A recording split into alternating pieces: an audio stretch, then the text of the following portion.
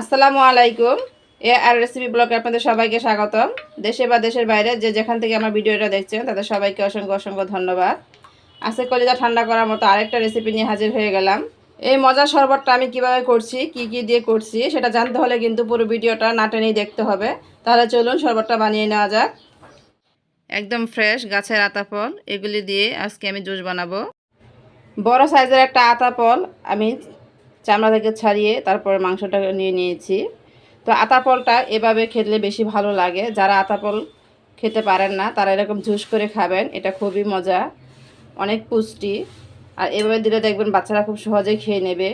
এত গরম, এই গরমে যদি এরকম একটা জুস থাকে তাহলে কিন্তু অনেক ভালো, একদম শরীর মন সব কিছু ঠান্ডা হয়ে যাবে। তো অবশ্যই এটা ঠান্ডা পানি দিয়ে করবেন, তাহলে বেশি ভালো লাগবে খেতে। তো এখানে আমি এটাকে এখন চটকিয়ে নিব প্রথমেই। তো হাত দিয়ে এরকম করে চটকিয়ে নিতে হবে।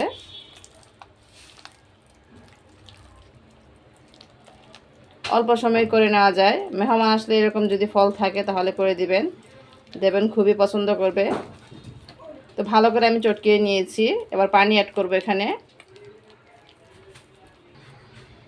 পানিটা এটা আপনাদের পছন্দ মতো, যদি পাতলা পছন্দ করেন তাহলে একটু বেশি করে পানি দিবেন, আর যদি ঘন পছন্দ করেন তাহলে কম পানি দিবেন।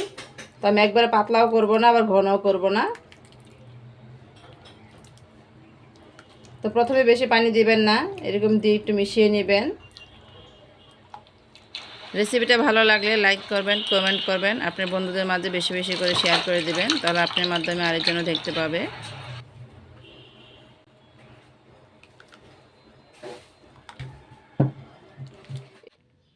এবার সাদা লবণ অ্যাড করছি, একদম অল্প করে দিতে হবে, স্বাদ মতো। বিট লবণ, তো বিট লবণটা কিন্তু অবশ্যই দিতে হবে, শরবতে বিট লবণটা দিলে বেশি ভালো লাগে। তো বিট লবণটা দেওয়ার অবশ্যই চেষ্টা করবেন, স্বাদ মতো বিট লবণ। চিনি পছন্দ মতো, যে যেমন মিষ্টি খেতে পছন্দ করেন সেভাবে দিয়ে দিবেন। তবে শরবতে একটু মিষ্টি বেশি না হলে ভালো লাগে না। তো আতা ফলটা কিন্তু বেশ ভালো মিষ্টি আছে, তারপর আমি চিনিটা দিয়ে চেক করে নিব। আমি আমার পছন্দ মতো দিয়ে দিলাম, আপনারা পছন্দ মতো দিয়ে নেবেন, যেমন মিষ্টি খেতে পছন্দ করেন সেভাবে দিয়ে নেবেন। তো চিনিটাকে ভালো করে গলিয়ে নিব।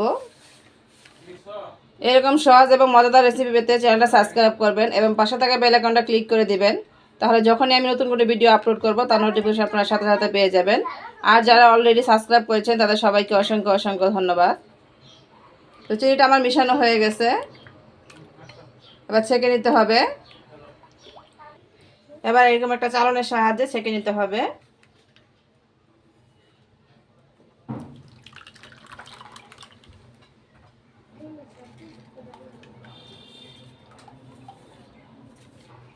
তো এই তো বাকি অবশিষ্টগুলি আমি ফেলে দিব। এই পর্যায়ে কিন্তু চিনিটা চেক করে নেবেন, চিনি লবণ সব ঠিক আছে কিনা চেক করে নিতে হবে। একদম পারফেক্ট, আমি আমার পছন্দ মতো চিনি দিয়েছি আর ঘনত্বটা দেখিয়ে দিচ্ছি। তো চাইলে আপনি এরকম রাখতে পারেন, আবার একটু পাতলাও করতে পারেন। ঘনত্বটা আপনাদের পছন্দ মতো, যে যেমন খেতে পছন্দ করেন সেভাবে দিয়ে নেবেন। আমি একটু পাতলা করব, এত ঘন আমার কাছে ভালো লাগে না।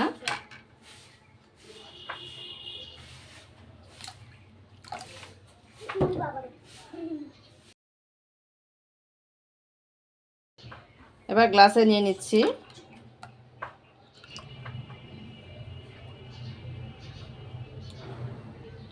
মাশাআল্লাহ, খুবই সুন্দর দেখা যাচ্ছে। এটা খুবই হেলদি, পুষ্টিকর। এক গ্লাস শরবত আপনার পুরো শরীরে এনার্জি ফিরিয়ে দিবে। অবশ্যই কিন্তু একবার হলো ট্রাই করবেন। আর কে কে খেয়েছেন এটা অবশ্যই কমেন্টে জানাবেন। তৈরি হয়ে গেল আমাদের মজাদার আতা ফলের শরবত। এবার খেয়ে দেখব। একটা আতা ফল দিয়ে মোট 3 গ্লাস আমার শরবত হয়েছে। আমি এখানে 2 গ্লাস সার্ভ করে নিয়েছি, আর 1 গ্লাস হবে। এবার খেয়ে দেখি সব কিছু ঠিক আছে কিনা। আলহামদুলিল্লাহ, মাশাআল্লাহ, অনেক মজা হয়েছে। ভিডিওটা দেখার জন্য সবাইকে অসংখ্য ধন্যবাদ। আজ এই পর্যন্তই। সবাই সুস্থ থাকবেন, ভালো থাকবেন, আমার পরিবারের জন্য দোয়া করবেন। আল্লাহ হাফেজ, আসসালামু আলাইকুম। Thank you for watching.